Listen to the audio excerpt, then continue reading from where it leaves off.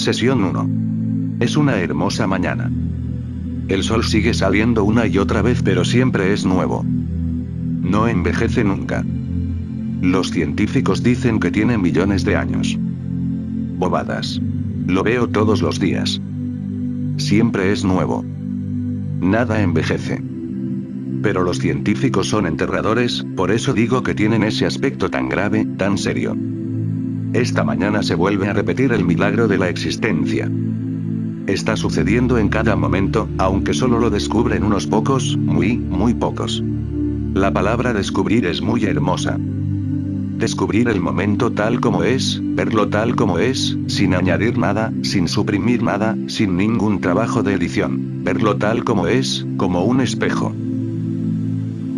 Gracias a Dios, el espejo no edita. Si no, no habría ni una sola cara en el mundo que se ajustase a sus requisitos, ni siquiera la de Cleopatra. No habría ninguna cara adecuada para el espejo, por el simple hecho de que si te empieza a recortar, a editar y a añadir te empezará a destruir.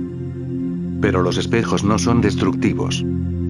Hasta el espejo más feo es hermoso en su indestructibilidad. Simplemente refleja. Antes de entrar en vuestra arca de Noé estaba de pie mirando el amanecer.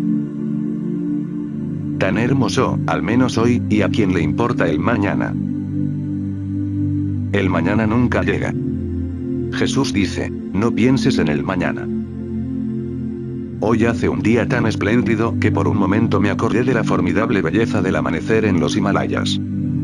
Allí, cuando estás rodeado de nieve y los árboles parecen novias, como si hubiesen florecido con flores blancas de nieve, a uno le dejan de interesar los llamados peces gordos, los primeros ministros, los presidentes mundiales y los reyes y reinas. De hecho, los reyes y las reinas acabarán existiendo solamente en las barajas, que es donde les corresponde estar. Y los presidentes y primeros ministros ocuparán el lugar de los comodines. No se merecen nada mejor. Esos árboles de las montañas con sus flores blancas de nieve. Y siempre que veía caer la nieve de sus hojas, me venía a la memoria un árbol de mi infancia. Ese tipo de árbol solo crece en India. Se llama Madhumalti. Madhu significa dulce, Malti significa reina. Jamás he conocido una fragancia más maravillosa y más penetrante. Ya sabéis que soy alérgico al perfume, por eso lo distingo inmediatamente. Soy muy sensible al perfume. El Madhumalti es el árbol más bello que os podáis imaginar. Dios lo debió crear el séptimo día. Liberado de todas las preocupaciones y las prisas del mundo, habiendo acabado con todo, incluso con hombres y mujeres, debe haber creado el Madhumalti en su día libre, en un día de fiesta, un domingo. Por esa vieja costumbre de crear. Es difícil librarse de los viejos hábitos. El Madhumalti florece con miles de flores al mismo tiempo. No solo una flor aquí y otra allá, no, ese no es el estilo del Madhumalti, ni el mío tampoco. El Madhumalti florece con riqueza, con lujo, con abundancia, miles de flores, tantas que no puedes ver las hojas. El árbol se cubre completamente de flores blancas. Los árboles cubiertos de nieve siempre me han recordado al Madhumalti. Claro, que no tienen perfume, para mí es una suerte que la nieve no tenga perfume. Es una lástima no poder volver a tener las flores del Madhumalti en mis manos. La fragancia es tan fuerte que se esparce a lo largo de kilómetros, y recuerda que no estoy exagerando. Basta un solo Madhumalti para llenar todo el barrio con su inmenso perfume. Adoro los Himalayas. Me hubiera gustado morir allí. Es el lugar más bello para morir. Para vivir también, por supuesto, pero en lo que se refiere a morir es el sitio por excelencia. Allí es donde murió Lao Tzu. En los valles de los Himalayas murió Buda, murió Jesús, murió Moisés. No hay ninguna otra montaña que se pueda atribuir a Moisés, a Jesús, a Lao Tzu, a Buda, a Bodhidharma, a Milarepa, a Marpa, a Tilopa, a Naropa y a miles de personas más. Suiza es hermosa pero no se puede comparar con los Himalayas. Es muy cómodo estar en Suiza con todos sus adelantos modernos. Es muy incómodo estar en los Himalayas. Todavía no ha llegado ningún tipo de tecnología, ni carreteras, ni electricidad, ni aviones, ni ferrocarril, nada de nada. Pero entonces es cuando surge la inocencia. Uno es transportado a otro tiempo, a otro ser, a otro espacio. me hubiese gustado morir allí. Y esta mañana, de pie, contemplando el amanecer, me sentí aliviado al saber que no pasa nada si me muero aquí, especialmente en un día tan hermoso como hoy. Y elegiré morirme un día en el que me sienta parte de los Himalayas. Para mí la muerte no es solo un final, un punto final. No, para mí la muerte es una celebración. El recuerdo de la nieve cayendo de los árboles, como flores cayendo del Madhumalti, me ha inspirado un haiku. Los gansos salvajes no pretenden reflejarse. El agua no tiene mente para recibir sus imágenes. ¡Ah! ¡Qué hermoso! Los gansos salvajes no pretenden reflejarse, y el agua tampoco tiene intención de recibir el reflejo y, sin embargo, el reflejo está ahí. Esa es la belleza. Nadie se lo ha propuesto pero está ahí. Esto es lo que yo llamo comunión. Siempre he odiado la comunicación. La comunicación es repugnante para mí. Puedes ver cómo sucede entre marido y mujer, entre jefe y criado, y así sucesivamente. En realidad, no sucede nunca. Mi palabra es comunión. Veo el Buddha Hall con toda mi gente. Solo un instante, como un destello, tantos momentos de comunión. No es solamente una reunión, no es una iglesia. La gente no viene aquí como un trámite. La gente viene a mí, no al sitio. Siempre que hay un maestro y un discípulo, aunque solo fuese un maestro y un discípulo, eso no importa, se produce una comunión. Está sucediendo ahora mismo aunque solo estéis vosotros 4. Probablemente, ni siquiera sea capaz de contar con los ojos cerrados, menos mal. Solo así se puede permanecer en el mundo de lo incontable. Y además, libre de impuestos. Cuando aprendes a contar aparecen los impuestos. Soy incontable, nadie me ha aplicado ningún impuesto. Yo era profesor en la universidad. Cuando me quisieron aumentar el salario les dije que no. El rector no daba crédito. ¿Por qué no?, me preguntó. Si cobrase más de lo que cobro ahora, le respondí, tendría que pagar impuestos, y odio los impuestos. Prefiero seguir con el mismo sueldo a cobrar más y que me molesten los inspectores de Hacienda.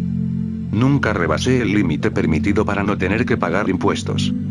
Jamás he pagado el impuesto sobre la renta. De hecho, no tengo ingresos. He estado dando al mundo, no he tomado nada del mundo. Se trata de un desembolso, no de un ingreso. He entregado mi corazón y mi ser. Menos mal que las flores están libres de impuestos, si no, dejarían de florecer. Menos mal que la nieve está libre de impuestos, si no, no nevaría, creedme. Debo deciros que tras la Revolución Rusa algo ocurrió con los genios rusos. Todos desaparecieron. León Tolstoy, Fedor Dostoyevsky, Turgenev, Máximo Gorki. Sin embargo, en la Rusia actual, los escritores, los novelistas y los artistas son las personas mejor remuneradas y más respetadas. ¿Qué ha ocurrido? Entonces, ¿por qué ya no se escriben libros como Los hermanos Karamazov, Ana Karenina, Padres e hijos, La madre o Apuntes desde la tumba? ¿Por qué? Miles de veces me he preguntado, ¿por qué? ¿Qué le ha sucedido a los geniales novelistas rusos? No creo que ningún otro país pueda competir con Rusia. Si seleccionas las 10 mejores novelas del mundo, necesariamente tendrás que incluir 5 novelas rusas, dejando las otras 5 para el resto del mundo. ¿Qué ha sido de esa fabulosa genialidad? Ha muerto. No se puede dar órdenes a las flores, para ellas no existen los 10 mandamientos. Las flores florecen, no les puedes ordenar que florezcan. La nieve cae, no puedes decretar un mandamiento, no puedes fijar una fecha. Eso es imposible y lo mismo sucede con los budas. Dicen lo que quieren decir, cuando lo quieren decir. Son capaces de decir, incluso a una sola persona, lo que todo el mundo habría querido escuchar. Ahora estáis ahí, seguramente solo 4 personas. Digo seguramente porque no se me dan bien las matemáticas, y con los ojos cerrados. ¿Os podéis imaginar? Y con lágrimas en los ojos, no porque estéis aquí presentes solo 4 personas, sino por esta mañana tan hermosa, por el amanecer.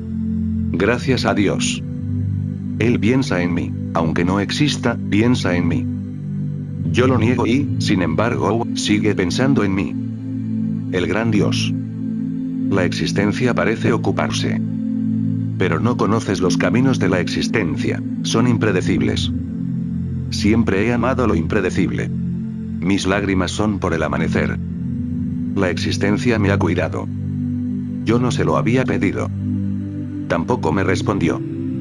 Aún así ha habido un cuidado. Los gansos salvajes no pretenden proyectar su reflejo. El agua no se propone reflejar sus imágenes. Así es como estoy hablando. No sé cuál va a ser la frase siguiente, o si va a haberla. La incertidumbre es hermosa. Recuerdo otra vez la aldea donde nací. Para empezar, es incomprensible por qué la existencia eligió ese pueblecito. Es como tenía que ser. El pueblo era precioso. He viajado a lo ancho y a lo largo, pero nunca he visto una belleza equiparable. Uno nunca vuelve a lo mismo. Las cosas vienen y van, pero nunca es lo mismo. Puedo verlo todavía, un pequeño pueblo. Unas cuantas cabañas cerca de un estanque, y los altos árboles donde solía jugar. En el pueblo no había escuela. Esto tiene mucha relevancia porque, durante casi 9 años, no recibí educación, y esos son los años más importantes. Después, aunque lo intenten, ya no te pueden educar. En cierto sentido, todavía sigo sin educar, aunque tenga muchos títulos. Cualquier persona carente de educación los podría conseguir. Y no cualquier título, sino un título de maestro de primera categoría. Eso también lo puede hacer cualquier tonto. Todos los años lo hacen tantos tontos que no tiene importancia. Lo importante es que durante los primeros años no recibí educación. No había colegio, ni carretera, ni ferrocarril, ni oficina de correos. ¡Qué bendición! Ese pequeño pueblo era todo un mundo. Incluso en mis épocas alejado de aquel pueblo seguía en ese mundo, sin educar. He leído el famoso libro de Ruskin Un Totislast, y mientras lo leía estaba pensando en el pueblo. Un Totislast. Ese pueblo permanece inalterable. No hay carreteras que lo comuniquen ni ferrocarril que lo cruce, ni siquiera ahora, después de 50 años. No hay oficina de correos, ni comisaría, ni médico. De hecho, nadie se pone enfermo en ese pueblo porque es muy puro y no hay contaminación. He conocido a gente del pueblo que nunca ha visto un tren, que se pregunta cómo será, que ni siquiera ha visto un autobús o un coche. No han salido nunca del pueblo. Viven felices y tranquilos. El lugar donde nací, Cuchuada, era un pueblo donde no había ferrocarril ni oficina de correos. Había unas colinas, mejor dicho, unos montículos, pero también había un lago precioso y algunas cabañas de paja. La única casa de ladrillos que había es donde yo nací, y tampoco era una gran casa. No era más que una casita. Me acuerdo de ella y puedo describir cada detalle. Pero más que de la casa o del pueblo, me acuerdo de la gente. Aunque me he topado con millones de personas, las de ese pueblo eran más inocentes que ninguna, porque eran muy primitivas. No sabían nada del mundo. En el pueblo no había entrado ni un periódico. Ahora podéis entender por qué no había escuela, ni siquiera una escuela primaria. ¡Qué bendición! Los niños modernos no se lo pueden permitir.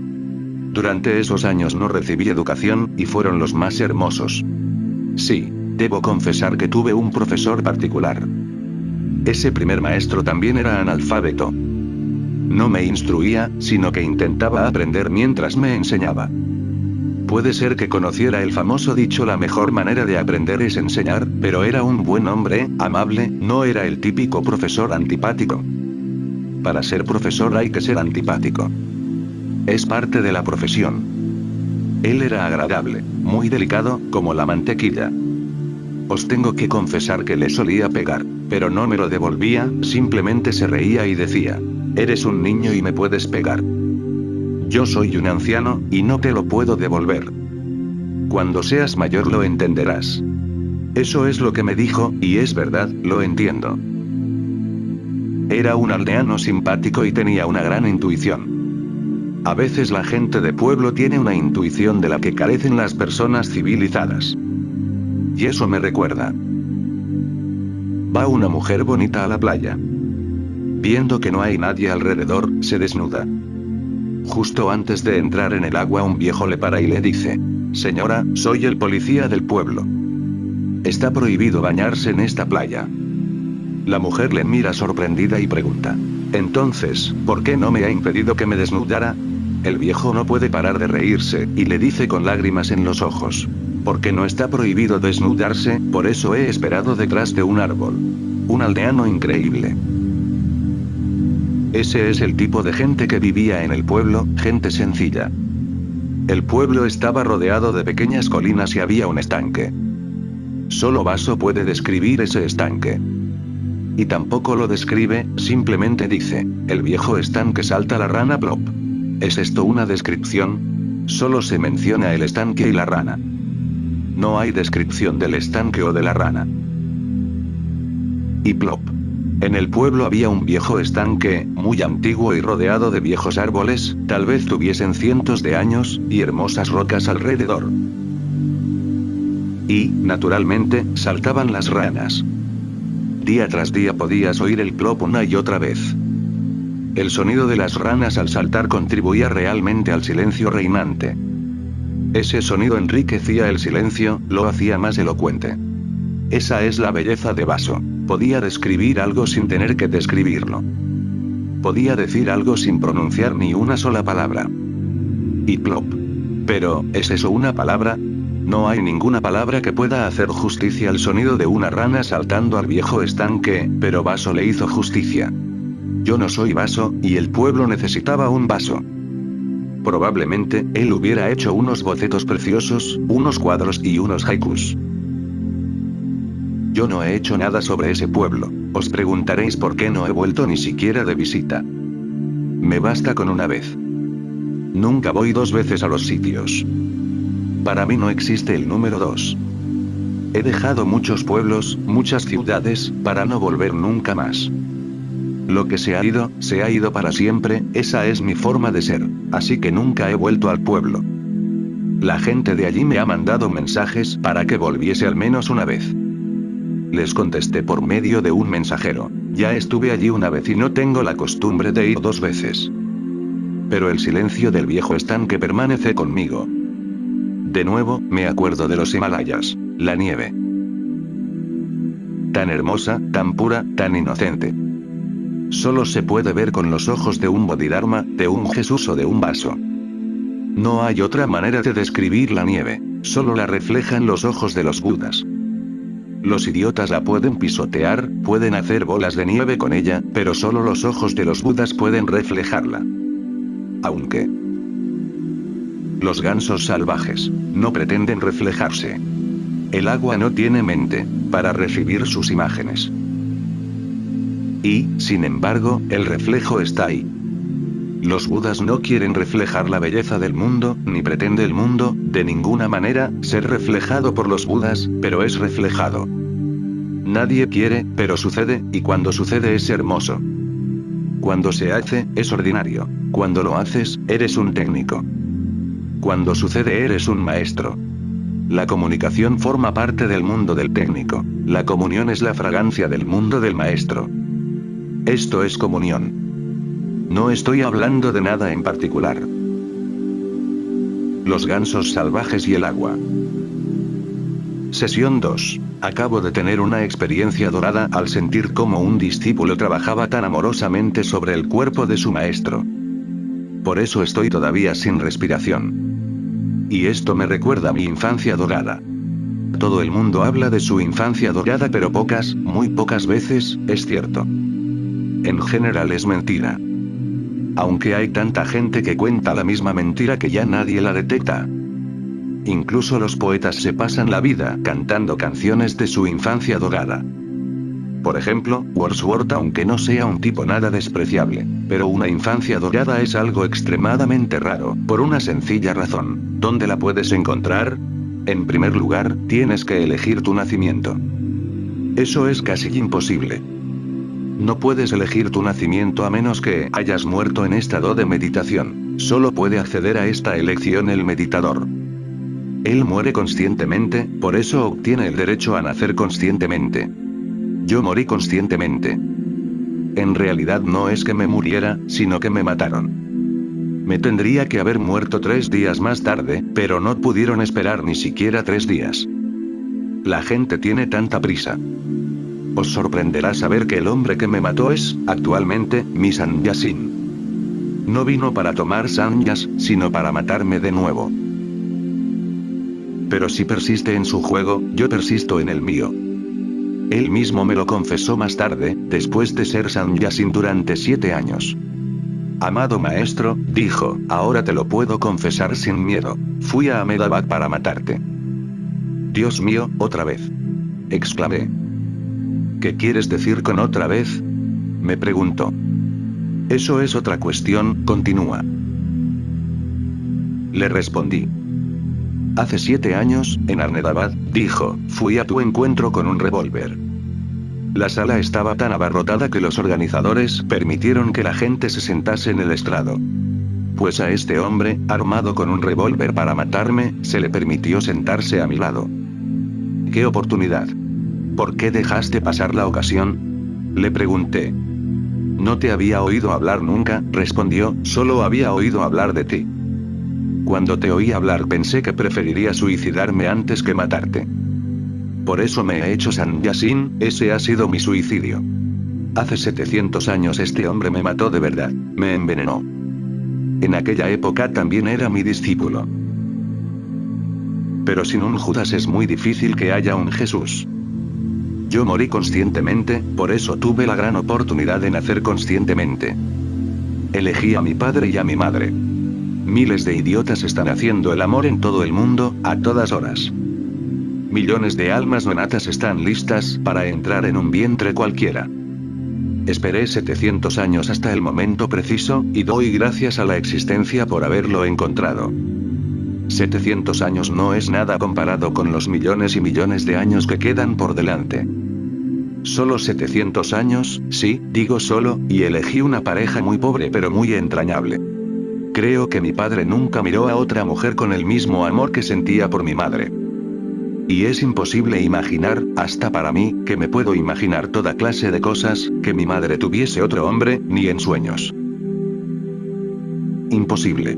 Los he conocido a los dos, eran tan íntimos, tan amigos, estaban muy satisfechos aunque fuesen muy pobres. Pobres pero ricos. Eran ricos en su pobreza gracias a su intimidad, ricos por el amor que sentían el uno por el otro. Afortunadamente, nunca les he visto pelearse. Digo afortunadamente porque es muy difícil encontrar un marido y una esposa que no se estén peleando. Solo Dios sabe cuándo encuentran tiempo para el amor, y probablemente tampoco lo sepa. Al fin y al cabo, se tiene que ocupar de su propia mujer. Especialmente el dios hindú. Al menos, el dios cristiano está en una situación más favorable. No tiene esposas, no tiene mujeres, por no mencionar a la esposa. Porque una mujer es más peligrosa que una esposa. Puedes soportar a una esposa, pero a una mujer. Estás haciendo el tonto otra vez. No puedes soportar a una mujer, ella te atrae. Una esposa te distrae. Fíjate en mi inglés. Ponlo entre comillas para que no haya malentendidos, aunque, hagas lo que hagas, todos me van a interpretar mal. Pero inténtalo, ponlo entre comillas. La esposa distrae, la mujer atrae. Nunca he visto pelear a mi padre y a mi madre, ni siquiera regañar. La gente habla de milagros. Yo he visto un milagro. Mi madre no le hacía reproches a mi padre. Es un milagro porque durante siglos la mujer ha estado tan dominada por el hombre que ha aprendido técnicas solapadas. Los reproches. Los reproches son violencia disfrazada, violencia enmascarada. Nunca he visto a mi padre y a mi madre en una situación de pelea. Cuando se murió mi padre estaba preocupado por mi madre. No la creía capaz de sobrevivir.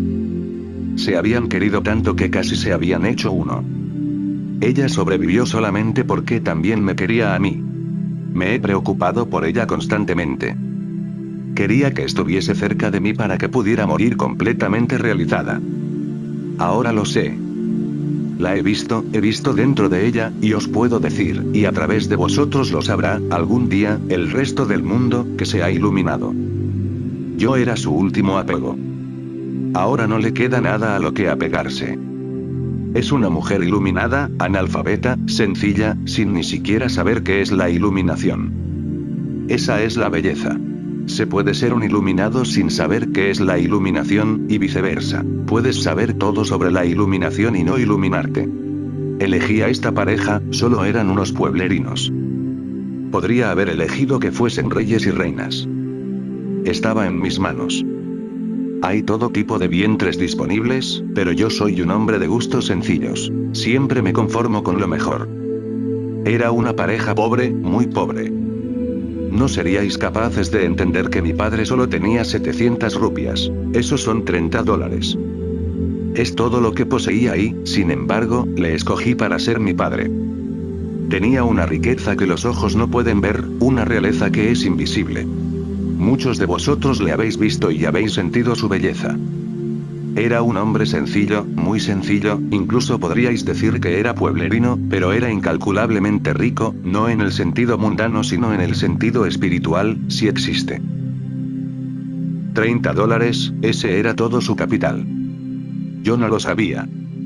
Solo me enteré más tarde, cuando su negocio estaba en bancarrota. Y era muy feliz. Dada, le pregunté. Le solía llamar así. Dada quiere decir padre. Dada, pronto estarás en bancarrota, y a pesar de todo eres feliz. ¿Qué ocurre? ¿Son falsos los rumores? No, los rumores son totalmente ciertos, respondió. La quiebra es inevitable, pero me siento feliz porque he ahorrado 700 rupias. Con eso empecé. Y te voy a enseñar el sitio. Entonces me enseñó dónde había escondido las 700 rupias y me dijo, no te preocupes. Solo empecé con 700 rupias. El resto no nos pertenece, que se vaya al infierno. Lo que nos pertenece está escondido en este lugar, y te lo he enseñado. Tú eres mi hijo mayor, recuerda este lugar. Sé dónde está. No se lo he contado a nadie ni lo vaya a hacer, porque aunque fue generoso al contarme su secreto, yo no soy su hijo ni él es mi padre. Él es él mismo, y yo soy yo mismo. Padre e hijo son solo formalidades. Esas 700 rupias siguen enterradas en algún lugar, y seguirán ahí a no ser que alguien las encuentre por casualidad. Aunque me has enseñado el sitio, le dije, yo no lo he visto. ¿Qué quieres decir? Me preguntó. Muy sencillo, respondí. No lo veo y no lo quiero ver. No pertenezco a ningún patrimonio, pequeño o grande, rico o pobre. Él, por su parte, era un padre cariñoso, aunque por mi parte yo no pueda decir lo mismo, lo siento. Era un padre cariñoso. Fue el único que se preocupó cuando dejé mi empleo en la universidad, nadie más. Ninguno de mis amigos estaba preocupado. ¿A quién le importaba? En realidad, muchos de mis amigos se alegraron de que dejara la plaza vacante. Así la podrían tener ellos. Se abalanzaron. Solo se preocupó mi padre. No tienes por qué preocuparte, le tranquilicé. Pero no fue de gran ayuda el decírselo. Sin contarme nada, compró un gran terreno, porque sabía que si me lo contaba le habría dado un coscorrón. Construyó una casita preciosa para mí, exactamente como a mí me habría gustado que fuera. Os vais a sorprender. Tenía hasta aire acondicionado, todos los adelantos modernos. Estaba cerca del pueblo, tenía un jardín que daba a la orilla del río y había unas escaleras que conducían hasta allí para que me pudiera bañar. Tenía viejos árboles, antiguos, y alrededor reinaba un silencio absoluto, no había nadie más en kilómetros a la redonda. Pero nunca me lo dijo. Menos mal que mi pobre padre está muerto, si no, le habría dado muchos disgustos. Pero me quería mucho y tenía mucha compasión por su hijo vagabundo. Soy un vagabundo. Nunca he hecho nada por mi familia. No me deben absolutamente nada. Ellos han hecho por mí todo lo que hiciese falta. Tenía buenas razones para elegir a esa pareja. Su amor, su intimidad, su casi unidad. Así es como, después de 700 años, he vuelto a entrar en un cuerpo. Mi infancia fue de oro. Insisto que no estoy usando un cliché. Todo el mundo dice que su infancia fue dorada, pero no es así. La gente cree que su infancia ha sido dorada porque su juventud está podrida, y más aún su vejez. Naturalmente, la infancia se vuelve de oro. Mi infancia no ha sido dorada en ese sentido. Mi juventud ha sido un diamante, y si llego a ser un anciano seré de platino. Desde luego, mi infancia fue dorada, no solo simbólicamente, sino absolutamente dotada. No poéticamente, sino literalmente, objetivamente. Durante la mayor parte de mis primeros años viví con los padres de mi madre. Esos años son inolvidables. Aunque alcance el paraíso de Dante, seguiré recordando esos años. Un pueblecito, gente humilde, pero mi abuelo, me refiero al padre de mi madre, era un hombre generoso. Era pobre, pero rico en su generosidad. Repartía lo que tuviese entre todos y cada uno. De él aprendí el arte de dar, tengo que reconocerlo. Nunca le vi negar algo a ningún mendigo ni a nadie. Yo llamaba al padre de mi madre Nana. Así es como se llama en India al padre de la madre. A la madre de mi madre le dicen Nani. Le solía preguntar a mi abuelo: Nana, ¿dónde has encontrado una mujer tan hermosa? Mi abuela parecía más griega que hindú. Cuando veo reír a Mukta, me acuerdo de ella. Tal vez por eso tengo debilidad por Mukta. No le puedo decir que no. Aunque no esté bien lo que me pide, siempre le digo de acuerdo. En cuanto la veo me acuerdo automáticamente de mi Nani. Probablemente tuviese algo de sangre griega. Ninguna raza se puede declarar pura. Los indios, particularmente, no deberían atribuirse pureza de sangre. Los hunos, los mongoles, los griegos y muchos otros han atacado, conquistado y reinado sobre India. Se han mezclado con la sangre india, y esto era muy evidente en mi abuela. Sus facciones no eran indias, parecía griega, y era una mujer fuerte, muy fuerte. Cuando mi nana murió no tendría más de 50 años. Mi abuela vivió hasta los 80 y estaba llena de salud. Incluso entonces, nadie pensó que se iba a morir. Le prometí una cosa, que yo volvería cuando se muriese, y que esta sería mi última visita a la familia. Ella murió en 1970. Tenía que cumplir mi promesa. Durante los primeros años mi abuela fue para mí mi madre. Esos son los años de crecimiento. Este círculo es para mi abuela. Mi madre vino después. Yo ya había crecido, ya estaba hecho de una cierta manera. Y mi abuela me ayudó inmensamente. Mi abuelo me amaba, aunque eso no fuera de gran ayuda. Era muy cariñoso, pero para ayudar hace falta algo más, un cierto tipo de fuerza.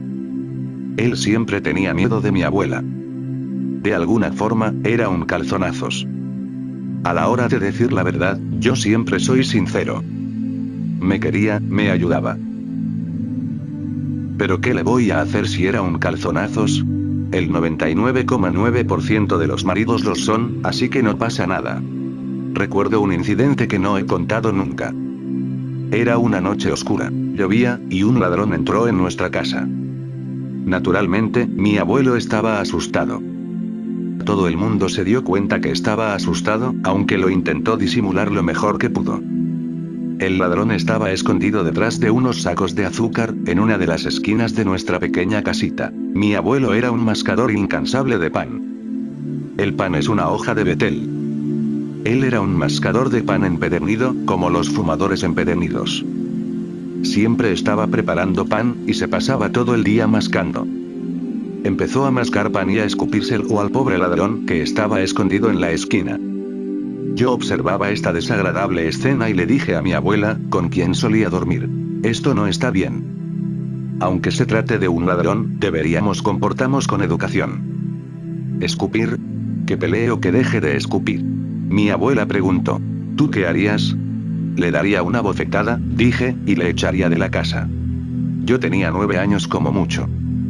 Mi abuela se rió y dijo: de acuerdo, iré contigo. Tal vez necesites ayuda. Ella era una mujer alta. Mi madre no se le parece en nada, ni en belleza física, ni en su osadía espiritual. Mi madre es sencilla. Mi abuela era una aventurera. Vino conmigo. Estaba espantado. No podía creer lo que estaba viendo. El ladrón era el hombre que solía venir a darme clases, era mi profesor. Le golpeé con fuerza, más aún porque se trataba de mi profesor. Si solo fueras un ladrón te perdonaría, le dije, pero me has estado enseñando cosas importantes, y por la noche haces estas cosas. Ahora, sal corriendo tan rápido como puedas antes de que te coja mi abuela, si no, te va a moler. Era una mujer grande, alta, fuerte y hermosa. Mi abuelo era pequeño y no muy agraciado, pero se llevaban bien. Nunca discutía con ella, no podía, así que no había ningún problema. Recuerdo a aquel profesor, el erudito del pueblo, que solía venir a darme clases algunas veces. También era sacerdote del templo del pueblo. ¿Qué va a pasar ahora con mi ropa?, me dijo. Tu abuelo me ha cubierto de escupitajos. Me ha estropeado la ropa. Mi abuela se rió y le contestó: vuelve mañana, te daré ropa nueva. Y, en efecto, le dio ropa nueva. No vino, no se atrevió, pero ella se acercó a la casa del ladrón, me llevó con ella y le dio la ropa nueva, diciéndole: sí, mi marido ha sido muy malo al estropearte la ropa. Eso no está bien. Puedes volver cada vez que necesites ropa. Ese profesor nunca volvió a darme clases. No porque le dijeran que no, sino porque no se atrevía. No solo dejó de venir a darme clases, sino que dejó de venir a la calle donde vivíamos. Dejó de pasar por ahí. Pero yo no me olvidaba de visitarle todos los días y escupir delante de su casa para recordárselo. Le solía gritar: ¿te has olvidado de esa noche? Tú que solías decirme que fuese leal, sincero, honesto y toda esa mierda. Todavía le puedo ver con los ojos gachos, incapaz de contestarme. Mi abuelo quería que me hiciesen la carta astral los mejores astrólogos de India. Estaba dispuesto a pagar lo que fuese por la carta astral aunque no era muy rico, ni siquiera era rico y mucho menos muy rico, pero era la persona más rica del pueblo. Hizo un largo viaje hasta Benarés y vio a los astrólogos más famosos. Fijándose en las notas y fechas que mi abuelo había traído, el astrólogo más importante dijo: lo siento, pero no puedo hacer esta carta natal hasta que pasen 7 años. Si el niño sobrevive le haré la carta gratis, pero dudo que sobreviva. Si lo hace será un milagro, pues entonces tendrá la posibilidad de ser un Buda. Mi abuelo volvió llorando. Nunca le había visto con lágrimas en los ojos.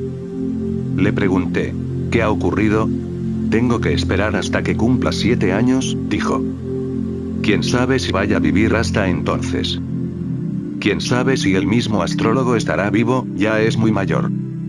Y estoy un poco preocupado por ti. ¿Qué te preocupa?, le pregunté. No me preocupa que te vayas a morir, contestó, lo que me preocupa es que te conviertas en un Buda. Me reí y en medio de las lágrimas se empezó a reír él también. Entonces dijo: qué extraño que estuviera preocupado. Sí, pues ¿qué tiene de malo ser un Buda? Cuando mi padre oyó lo que le habían dicho los astrólogos a mi abuelo me llevó hasta Benarés. Pero hablaré de esto más tarde. Cuando cumplí 7 años vino a buscarme un astrólogo al pueblo de mi abuelo. Se detuvo un hermoso caballo delante de nuestra casa y salimos todos rápidamente. El caballo era majestuoso y el jinete era nada menos que uno de los famosos astrólogos que había conocido.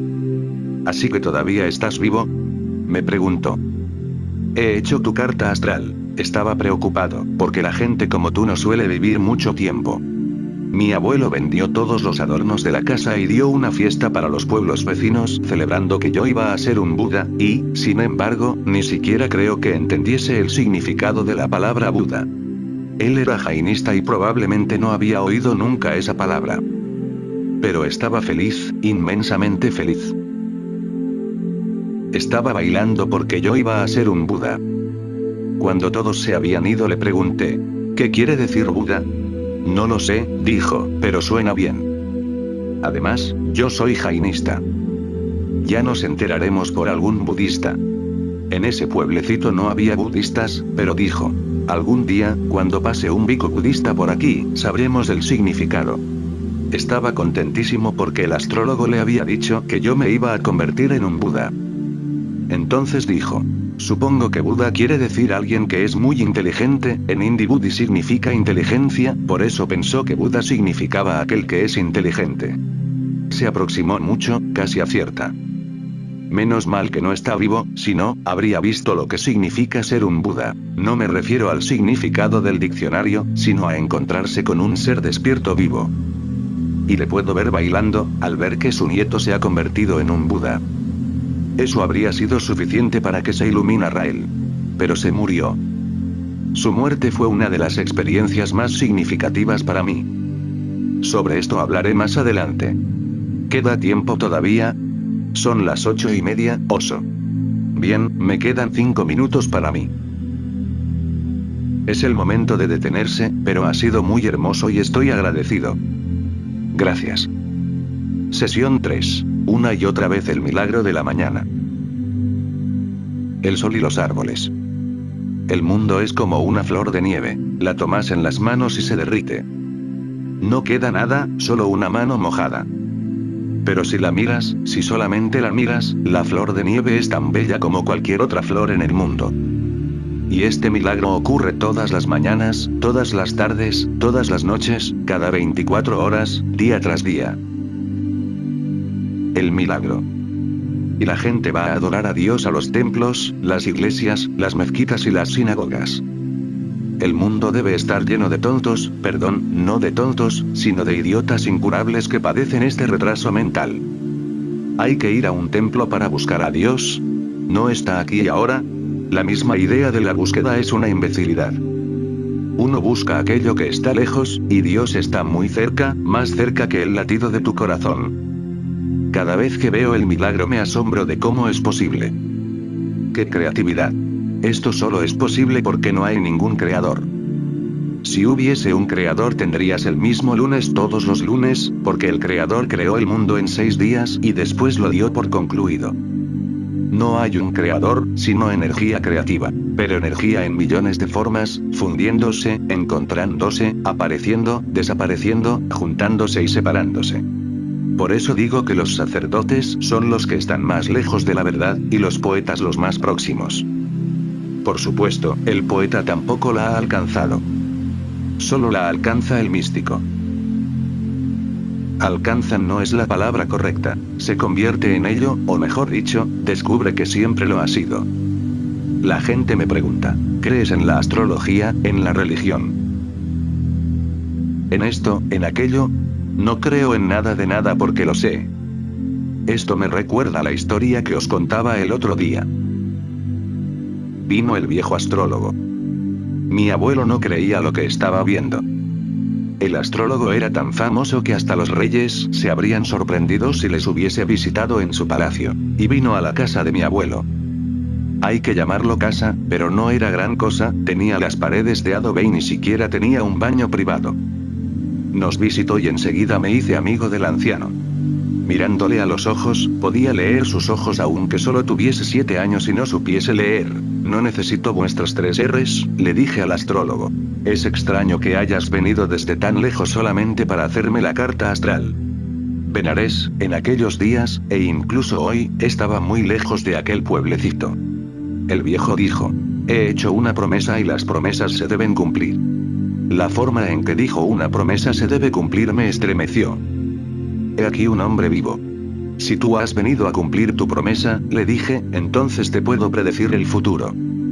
¿Qué? Exclamó. ¿Tú puedes predecir mi futuro? Sí. Puedo asegurarte que no vas a ser un Buda, pero vas a ser un Bhikkhu, un Sannyasin, le respondí. Este es el nombre del Sannyasin budista. Él se rió y me dijo: imposible. ¿Apostamos?, le contesté. ¿De acuerdo, cuánto?, preguntó. No importa, dije. Apuesta lo que quieras, porque si gano, gano. Si pierdo, no pierdo nada porque no tengo nada. Estás jugando con un niño de 7 años. ¿No te das cuenta? Yo no tengo nada. Os extrañará saber que yo estaba desnudo. En ese pobre pueblo no estaba prohibido corretear desnudos, al menos para los niños de 7 años. No era un pueblo inglés. Todavía me puedo ver desnudo, delante del astrólogo. Se había acercado todo el pueblo, y estaban escuchando lo que conspirábamos él y yo. El anciano dijo: de acuerdo, si yo me convierto en Sannyasin, en Bhikkhu, y me enseñó su reloj de oro de bolsillo engastado con diamantes, te daré esto. ¿Y si pierdes tú, qué me das? Yo pierdo y ya está, le respondí. No tengo nada, no tengo un reloj de pulsera de oro para darte. Solo te daré las gracias. Él se rió y se fue. No creo en la astrología. El 99,9% es un disparate, pero el 0,1% es la pura verdad.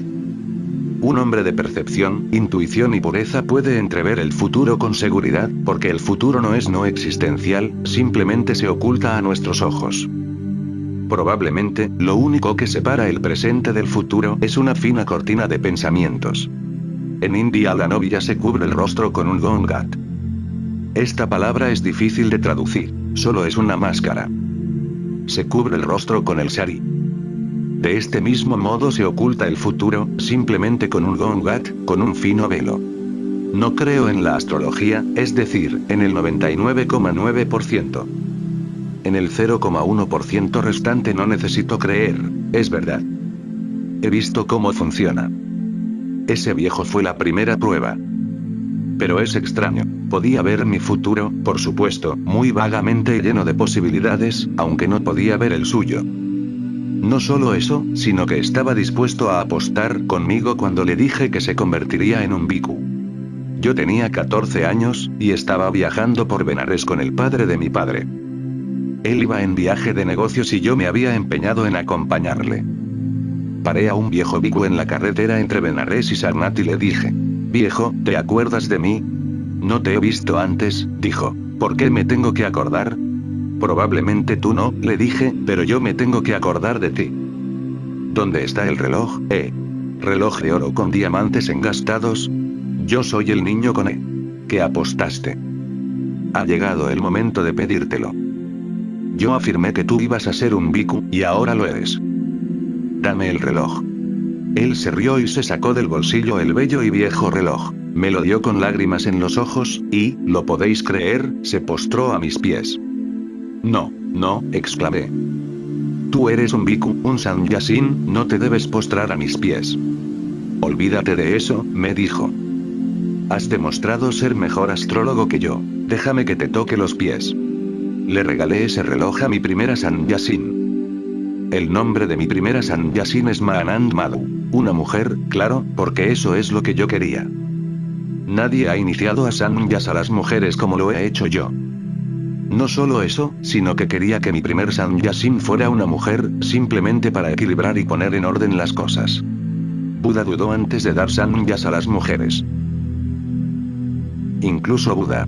De su vida, esto es lo único que se me ha clavado como una espina, nada más. Buda dudando. ¿Por qué? Tenía miedo de que las mujeres sannyasins distrajeran a sus seguidores. ¡Qué tontería! Un Buda temiendo por el negocio. Deja que esos idiotas se distraigan si quieren. Mahavira declaró que nadie podría alcanzar el nirvana, la liberación definitiva, en un cuerpo de mujer. Me tengo que retractar en nombre de todas estas personas. Mahoma nunca permitió que entrara a la mezquita ninguna mujer. Actualmente tampoco se admiten mujeres en las mezquitas. Incluso en las sinagogas, las mujeres se sientan en la galería, separadas de los hombres. Indira Gandhi me contaba que cuando fue a Israel y visitó Jerusalén no podía creer que la primera ministra de Israel y ella se tuvieran que sentar en la galería, mientras que todos los hombres estaban sentados abajo, en la planta principal. No podía comprender cómo siendo mujer la primera ministra de Israel no fuera admitida en la sinagoga propiamente dicha. Solo podían observar desde la galería.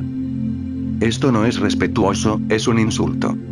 Tengo que disculparme en nombre de Mahoma, de Moisés, de Mahavira, de Buda, y también de Jesús, que no escogió ni a una sola mujer para ser uno de los 12 apóstoles. Sin embargo, cuando murió en la cruz, no estaban ahí los 12 idiotas. Solo se quedaron 3 mujeres, Magdalena, María y la hermana de Magdalena. Pero ninguna de estas 3 mujeres había sido elegida por Jesús, no estaban entre los elegidos.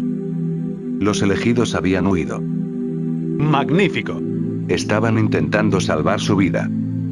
En el momento que hubo peligro solo acudieron las mujeres. Tengo que pedir perdón al futuro en nombre de esta gente, y mi primera disculpa fue dar sannyas a una mujer. Os entretendrá saber cómo fue toda esta historia. El marido de Anand Madhu, por supuesto, quería que le iniciara a él primero. Esto ocurrió en los Himalayas. Yo tenía un retiro en Manali. Me negué diciéndole: solo puede ser el segundo, no el primero. Se enfadó tanto que abandonó el retiro en ese mismo momento. No solo eso, sino que se convirtió en mi enemigo y se alió con Morarji Desai. Más tarde, cuando Morarji Desai era primer ministro, este hombre le intentó convencer, de todas las formas posibles, para que me encarcelara. Claro que Morarji Desai no tenía el valor suficiente. ¿Cómo lo va a tener si bebe su propia orina? Es un tonto absoluto. Perdón de nuevo, un idiota absoluto. Tonto solo lo reservo para Debajet. Es privilegio suyo. Anand Madhu sigue siendo Sanyasin. Vive en los Himalayas, en silencio, sin hablar. Desde entonces, todo mi esfuerzo ha sido poner a las mujeres en primera fila lo más posible. A veces, hasta puedo parecer injusto con los hombres. No lo soy, solo estoy poniendo las cosas en su sitio. Después de siglos de explotación de la mujer por el hombre no es una tarea fácil. La primera mujer que amé fue mi suegra. Os sorprenderá, ¿estoy casado? No, no estoy casado. Esa mujer era la madre de Gudía, pero yo solía llamarle mi suegra, en broma. Me he vuelto a acordar después de muchos años. Solía llamarle suegra porque amaba a su hija. Esa es la vida anterior de Gudía. Y una vez más, era una mujer tremendamente poderosa, como mi abuela. Mi suegra era una mujer rara, especialmente en India.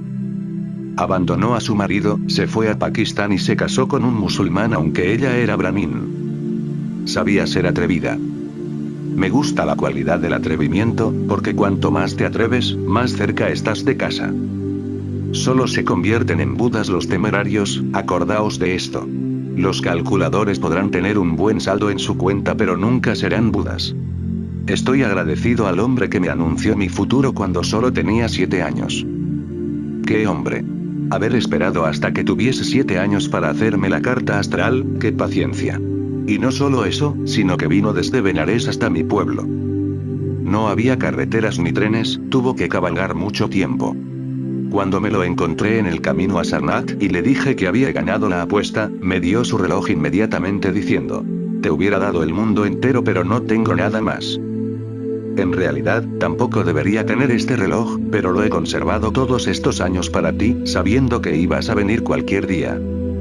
Y cuando me convertí en un bhikkhu no estaba Buda en mi mente, sino tú, un niño desnudo de 7 años, anunciando el futuro de uno de los astrólogos más importantes del país. ¿Cómo lo hiciste? No lo sé, le dije. Te miré a los ojos y vi que no estarías satisfecho con lo que te podía dar este mundo. Vi el descontento divino. Un hombre solo se hace Sanyasin cuando siente el descontento divino. No sé si el viejo sigue vivo o no. No debe estarlo, porque si no me habría buscado hasta encontrarme. Pero en la vida del pueblo, ese momento fue el más destacado. Todavía se habla de la fiesta. Recientemente vino una persona del pueblo y me dijo: todavía hablamos de la fiesta que dio tu abuelo para el pueblo. Nunca, ni antes ni después, ha sucedido algo parecido. Disfrutaba viendo disfrutar a tanta gente. Disfruté del caballo blanco. A Gudía le habría encantado ese caballo. Solía mostrarme los caballos cuando nos los cruzábamos en la carretera. Date cuenta de lo hermosos que son esos caballos, decía. He visto muchos caballos, pero ninguno como el caballo del viejo astrólogo. He visto muchos caballos hermosos aunque este me sigue pareciendo el más bello. Tal vez a causa de mi niñez o seguramente porque no podía compararlo con nada. Pero creedme, aunque fuese un niño, ese caballo era precioso. Era inmensamente poderoso, debía tener 8 caballos de vapor. Esos fueron los días dorados. De nuevo, puedo ver todo lo que sucedió durante esos años pasar delante de mí como si fuese película. Es increíble que me pudiese interesar. No. Asu está mirando su reloj. Es demasiado pronto para mirar el reloj. No seas como el Canadadri, relájate. No seas tan seca. Has mirado tu reloj en un momento delicado, y no sabes lo que molesta. No se trata precisamente de un plop. ¿Qué estaba diciendo? Esos días fueron de oro. Puedo ver pasar delante de mí todo lo que sucedió durante esos 9 años como si fuese una película. Bueno, ha vuelto la película, a pesar de Asu y de su reloj. Sí, fue una época de oro. De hecho, fue más que de oro porque mi abuelo no solo me quería sino que le gustaba todo lo que hacía. y yo hacía todo lo que se podría considerar una molestia. Daba la lata continuamente. Él tenía que escuchar quejas de mí todo el día, pero siempre le hacían gracia. Esto es lo maravilloso y lo hermoso de este hombre. No me castigaba nunca. Ni siquiera me dijo jamás una sola palabra como haz esto o no hagas lo otro. Simplemente me dejaba ser absolutamente yo mismo. Así es como, sin conocerlo, pude saborear el Tao. Lao Tzu dice, Tao es el camino del cauce. El agua simplemente fluye hacia abajo por donde la tierra se lo permite. Así fueron mis primeros años. Se me permitió. Creo que cualquier niño necesita esos años. Si le pudiéramos dar años así a todos los niños del mundo, crearíamos un mundo de oro. Esos días estaban llenos, repletos. Tantos acontecimientos, tantos incidentes que nunca le he contado a nadie.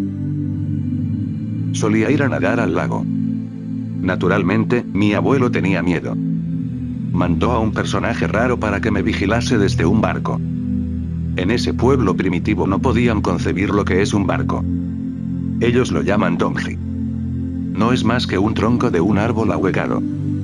No es un barco corriente. Es redondo, y ese es el peligro. A menos que seas un experto, no podrás remar con él. Se puede volcar en cualquier momento. Basta un pequeño desequilibrio, y te has ido para siempre. Es muy peligroso. Aprendí a mantener el equilibrio remando un donji. Esto ha sido lo que más me ha ayudado. Aprendí el camino de en medio, porque tienes que estar exactamente en el medio, un poco a un lado o al otro, y ya te has ido. No puedes ni respirar, y tienes que permanecer en silencio absoluto. Solo así puedes remar un donji. He contado que el hombre que me escoltaba para rescatarme era raro. ¿Por qué? Porque se llamaba Bora, que quiere decir hombre blanco. Era el único blanco de nuestro pueblo. No era europeo, pero casualmente no parecía indio. Parecía más un europeo aunque no lo fuese. Probablemente, su madre habría trabajado en un campamento de la Armada Británica y se quedaría embarazada ahí. Por eso, nadie sabía su nombre, todos le llamaban Bora. Bora significa el blanco. No es un nombre, pero se convirtió en su nombre. Era un hombre de aspecto impresionante. Empezó a trabajar con mi abuelo desde niño, y aunque fuese un criado se le trataba como a uno de la familia. También he dicho que era raro porque, a pesar de que he conocido a mucha gente en el mundo, pocas veces te cruzas con una persona como Bora. Se podía confiar en él. Le podías contar cualquier cosa y él mantenía el secreto para siempre. Esto solo lo supo mi familia tras la muerte de mi abuelo. Mi abuelo le había confiado a Bora todas las llaves, y todos los asuntos de la casa y las tierras. Poco después de llegar a Gadawara, mi familia le preguntó al criado más leal de mi abuelo, ¿dónde están las llaves? Él contestó, mi señor me ha dicho nunca le des las llaves a nadie más que a mí. Lo siento, pero a no ser que él mismo me lo pida, no os puedo dar las llaves. Y nunca les dio las llaves, por tanto, no sabemos qué escondían. Muchos años después, cuando vivía en Bombay, vino el hijo de Bora y me dio las llaves diciendo, hemos estado esperando a que vinieses, pero no viniste. Hemos cuidado las tierras, nos hemos ocupado de las cosechas, y hemos apartado todo el dinero. Le devolví las llaves y le dije, ahora es todo tuyo. La casa, los cultivos y el dinero te pertenecen, son tuyos. Siento no haberlo sabido antes, pero nadie quería volver y sentir el dolor. ¡Qué hombre! Aunque antes existían este tipo de personas. Poco a poco, van desapareciendo estas personas, y encuentras en su lugar a todo tipo de gente astuta. Estas personas son la sal de la tierra. He dicho que Bora era un hombre raro porque en un mundo de astutos, lo raro es ser sencillo. Es como ser un extraño, no ser de este mundo. Mi abuelo tenía tantas tierras como se puedan desear, porque en aquellos días y en esa parte de India, la tierra era totalmente gratis. Bastaba con ir a la oficina del gobierno en la capital y pedir la tierra. Eso era suficiente, y te la daban. Teníamos 700 hectáreas de cultivos de los que se ocupaba Bora. Cuando mi abuelo enfermó, Bora dijo que no sería capaz de vivir sin él, porque se habían vuelto muy próximos. Cuando mi abuelo se estaba muriendo, le trasladamos de Cuchuada a Gadaluara, porque en Cuchuada no había adelantos para cuidar de los enfermos. La casa de mi abuelo era la única casa del pueblo. Cuando abandonamos Cuchuada, Boora le dio las llaves a sus hijos. De camino a Gadaluara murió mi abuelo, y del disgusto Boora no se despertó de su sueño. Se murió esa misma noche. Mi abuela, mi padre y mi madre no quisieron volver a Cuchuada por la pena que nos iba a causar, ya que mi abuelo había sido un hombre muy hermoso. El hijo de Boora tiene la misma edad que yo. Hace tan solo unos años, mi hermano Nildanka fue con Chaitanya Barri para hacer unas fotos de la casa y del estanque. Ahora piden 1 millón de rupias por la casa donde nací, sabiendo que alguno de mis discípulos desearía comprarla. 1 millón. Esos son $100.000. ¿Y sabéis? Cuando se murió mi abuelo valía 30 rupias. Y ya era demasiado. Nos habríamos quedado sorprendidos si alguien hubiese estado dispuesto a pagarnos esa cantidad. Era una zona muy primitiva del país. Precisamente porque era primitiva tenía algo que le falta actualmente al hombre en cualquier otro lugar. El hombre también necesita ser un poco primitivo, al menos, de vez en cuando. Un bosque, o mejor dicho una selva, un océano, un cielo lleno de estrellas. El hombre no debería preocuparse únicamente de su cuenta bancaria. Eso es la cosa más horrible. Quiere decir que el hombre está muerto. Enterradlo. Celebrad. Quemadlo. Bailad en su funeral. La cuenta del banco no es el hombre. El hombre, para poder ser un hombre, debe ser tan natural como los montes, los ríos, las rocas, las flores. Mi abuelo no solo me enseñó qué es la inocencia, es decir, la vida, sino que me enseñó lo que es la muerte. Se murió en mi regazo. Sobre esto hablaré más adelante. Suficiente por hoy.